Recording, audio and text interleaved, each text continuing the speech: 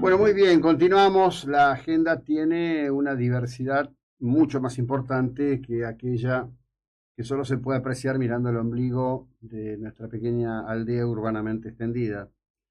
En la tarde-noche de ayer el estupor estalló en el ánimo de muchísimos habitantes del Estado de Israel al conocerse la primera versión de un negociador designado por el presidente electo Donald Trump, quien ha confirmado que un imán vinculado a Hamas estará presente en la asunción de Donald Trump. La gente está sacada.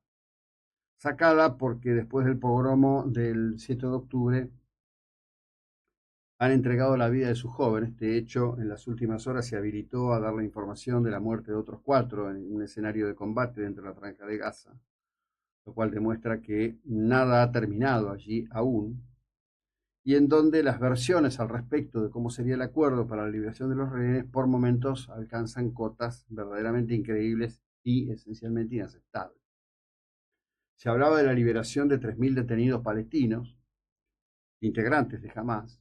Hubo ayer manifestaciones por parte de las familias de aquellos que cayeron en combate, planteando que de ninguna manera, es decir, la situación interna es complicada. Y nadie sabe muy bien qué es lo que quiere en definitiva o qué va a hacer Donald Trump con respecto de los distintos temas que competen a las cuestiones que tienen que ver con el poderío de Estados Unidos, su ubicación, su calificación como potencia, habiendo reiterado Trump en las últimas horas que él va a buscar rápidamente mantener una conversación personal con Vladimir Putin, un tema que todos dirían, bueno, pero ¿y qué va a cambiar? Porque el ánimo que hay es como que, ¿y este qué va a querer? Dejarle Crimea, dejarle el Donbass, olvidar los muertos, olvidar los crímenes de guerra, pedir una retirada, ¿qué es lo que va a hacer? Nadie sabe, todo se vuelve cada vez más confuso. Por eso es muy llamativo ver como algunas cuestiones que están ocurriendo y que se están develando, que abren caminos de lo que puede ser una falsa esperanza. ¿A qué me refiero? Las pasadas horas se conocieron una serie de informes que tienen que ver con el estado interno de las Fuerzas Aéreas de Estados Unidos, en donde en los pasados años, décadas, se ha buscado fuertemente la integración, incluyendo mujeres pilotos de avión de combate o de transporte.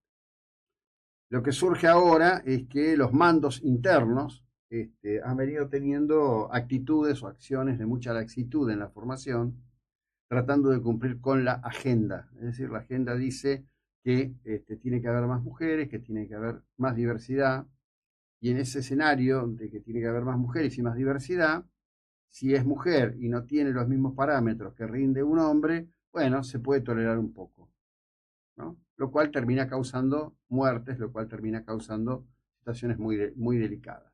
Es decir, en cualquier caso del que se trate, mujer u hombre, lo que se debe esperar de cualquiera es que rinda y esté dentro de los parámetros. Si está fuera de los parámetros, es no. Bien, parece ser que estos informes que están conociendo en estas horas dicen que no era precisamente lo que estaba ocurriendo. Se pone como ejemplo de esa cuestión un hecho ocurrido en 1994, miren hasta dónde va el informe, con respecto de la primera piloto de aviones Tomcat F-14, ¿no? El avión estrella de la primera Top Gun. Bien. La piloto se apellidaba Lundgren, está haciendo una aproximación de aterrizaje en un portaaviones, hay una falla de motor, la piloto se eyecta, pero se eyecta en un punto en donde ya no hubo manera que pudiera salir con vida. Cuando se logró desclasificar la información de la historia de la formación profesional de la piloto Lundgren, se descubrió que, digamos, en una batería de pruebas, el contexto es así, más o menos simple. Tiene que aterrizar en el portaaviones. Si hay 3 fallos, esa persona ya no califica. La piloto Lundgren tenía 4 fallos y era piloto, ¿no? A lo mejor esto es mucho más extenso, más complicado, pero bueno, estoy tratando de ponerlo sencillo. Y todas estas cosas son las que se están empezando a discutir ahora cuando, claro, hemos llegado a los extremos brutales de una agenda ideológica que fue dejando de lado los parámetros de racionalidad al respecto de cómo se deciden las cosas y cómo ha decidido la humanidad la construcción de aquello que en definitiva le fue transformando en lo que hoy a grandes rasgos es. Pero no es la única deformación de la realidad, claro está.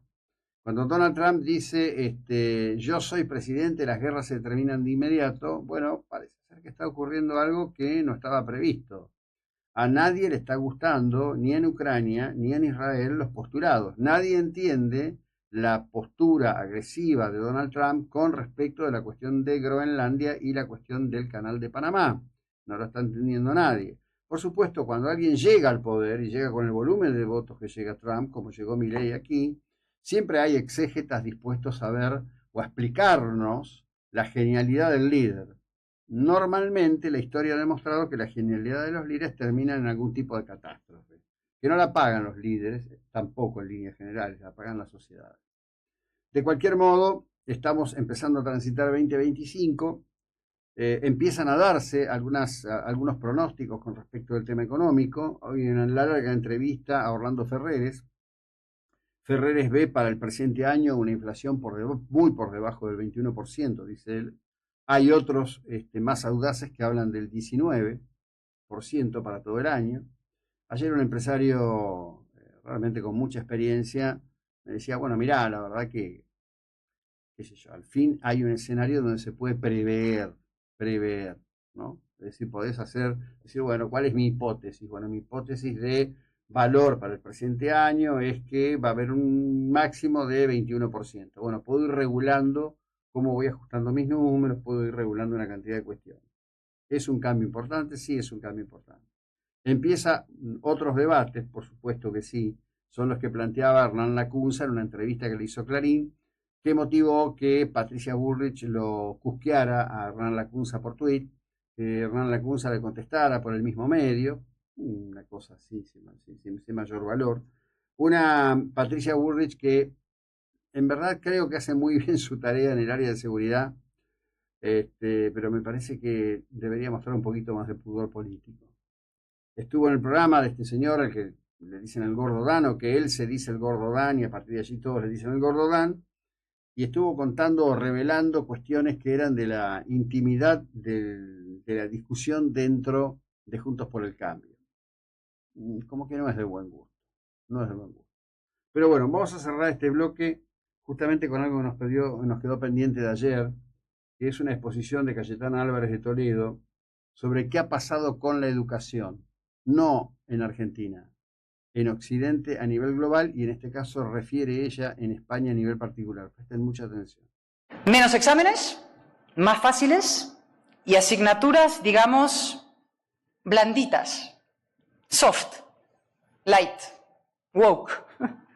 Por ejemplo, matemáticas socioemocionales con perspectiva de género.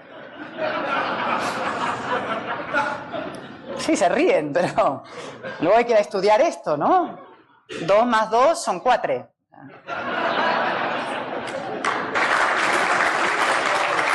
Y con esto vamos a competir con los chinos, con los coreanos y con cualquiera, ¿no?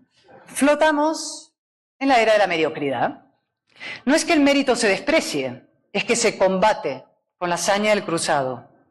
Y eso es nuevo. Nunca se había politizado la ignorancia como ahora. Nunca se había hecho de la mediocridad y hasta del muera la inteligencia una consigna moral. Esto no es tanto una guerra cultural como una guerra contra la cultura. Lo que algunos están promoviendo es un auténtico apocalipsis cognitivo.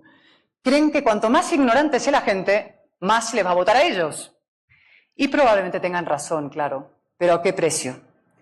La ignorancia es el combustible del populismo y el populismo es incompatible con el progreso.